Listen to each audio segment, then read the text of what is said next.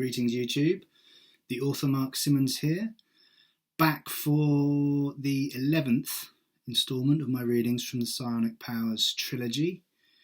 In this episode I'll be reading a snippet from chapter 6 of my second novel, Purged in Flame.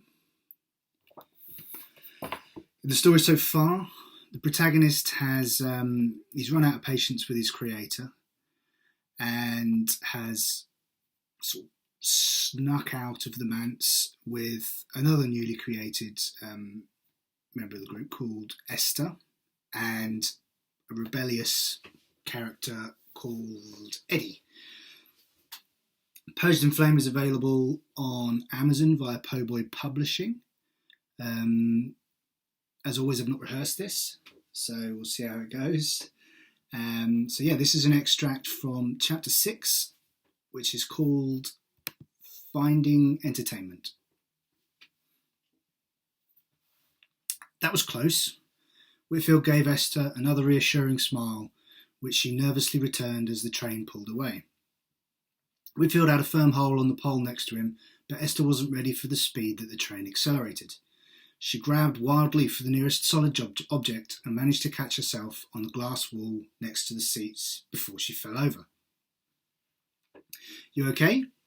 he called to her as the fast-moving train bounced about on its tracks as it sped through the tight tunnels.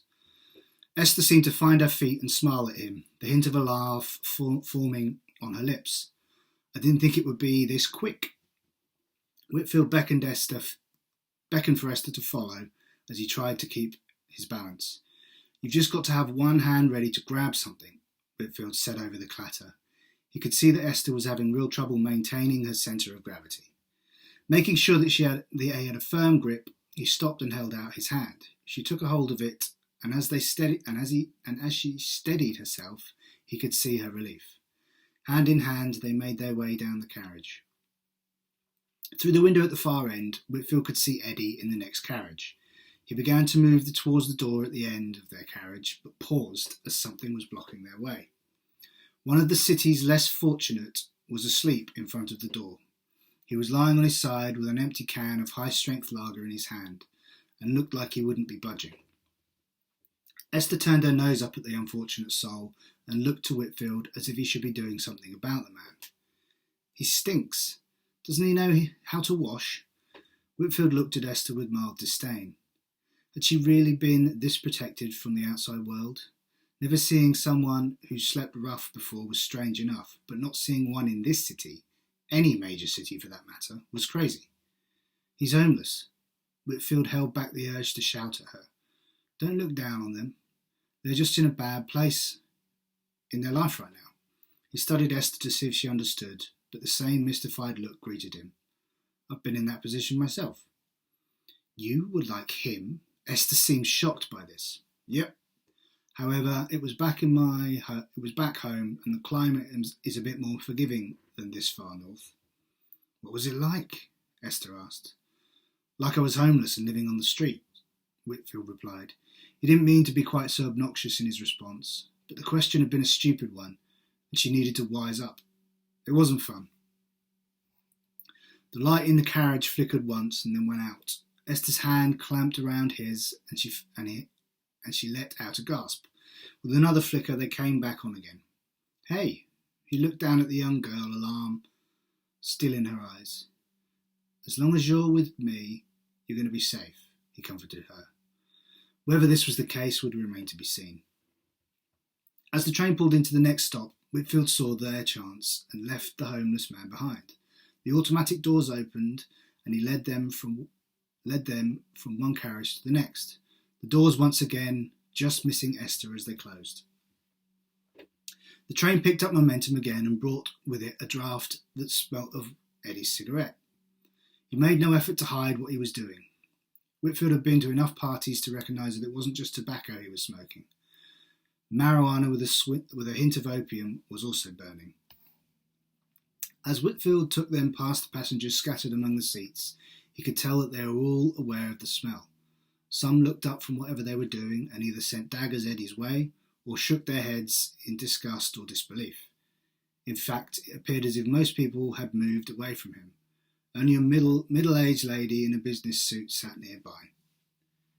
Eddie sat in the middle seat of three, with his feet up on the seats opposite and his legs blocking the aisle. He smiled at them through the cloud of burnt plants that had just left his lungs. "There you are. Thought I'd left you behind." "Should you be smoking that in here?" Whitfield asked the question before he had thought it through, and winced as he waited for the backlash. Opium and tobacco were very profitable trades for this city, and the nation that governs it. Eddie took a deep pull and held it in his lungs for a time, before blowing it in Whitfield's direction. "I am merely showing my gratitude."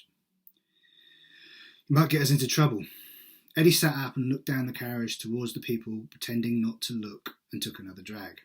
"From those people?" He pointed in their general direction. "No, man, from the station attendants, or the driver. What can those cretins do?" Eddie bit back with an undertone of hatred that was quickly covered up with a smile. "You really are brand new, aren't you?" Eddie clicked his lighter open and shut it as he looked at Esther. "The pair of you, fresh off the boat." Eddie took his feet off the chairs and offered them to Whitfield and Esther. The train jerked to one side and threw them both into the seats. One of the first things you need to learn is that those people are now your inferiors." He waved a dismissive hand at the other passengers in the carriage. "And you should treat them so." That statement didn't sit right with Whitfield, and he shook his head out of impulse. I don't think I can agree with that." Eddie gave him a confused look whilst taking another drag on his roll-up. "Why?" Whitfield considered his question. Why did he consider them equals? He hadn't shown the fighting abilities of Kadir or Shannon, and he didn't have the vast levels of knowledge of Yves, but there was no denying that his senses were now heightened. There were no longer any dim corners of the world. Most places he looked, he could see things clear as day, and his hearing had never been so crisp. The clatter and screech of the train as it went along the tracks was almost more than he could stand, but he tried to block out the sounds as best he could. His sense of smell was almost overpowering, and aside from Eddie's roll-up, he could clearly smell 2 or 3 of the other passengers on the carriage. The business lady nearest him was wearing a familiar perfume, a little too much of it in Whitfield's opinion. But then again, was that just his new abilities picking up more than normal? Another passenger must have just finished a long day on a building site, as he smelt of masonry dust and cement. The heavy boots and stained overalls he wore confirmed what Whitfield's nose had sought out. "I just can't," Whitfield replied. "Maybe I am, like you say, a bit too new to this. Maybe my beliefs will change at some point, and I'll end up having the same opinions as yours. But that will take time. Right now, they are my equals." "Fair enough." Eddie stubbed out his cigarette on the chair. "So what about you, girlie? What's your take on our position within the pecking order?" Esther looked surprised that she had been spoken to, and turned her hands over themselves as she tried to think of an answer. "My family has always had a similar opinion to yours, Mr. Lament." "Mr. Lament?" "Eddie, if you please." Esther gave the faintest of smiles and nodded as she understood. Any family members with the right blood are instantly treated with more regard and preened for enlightenment. My uncle always says that as long as you hold yourself in high regard, the herd will notice it. And who is this fine uncle you speak of that is so wise in the ways of our people?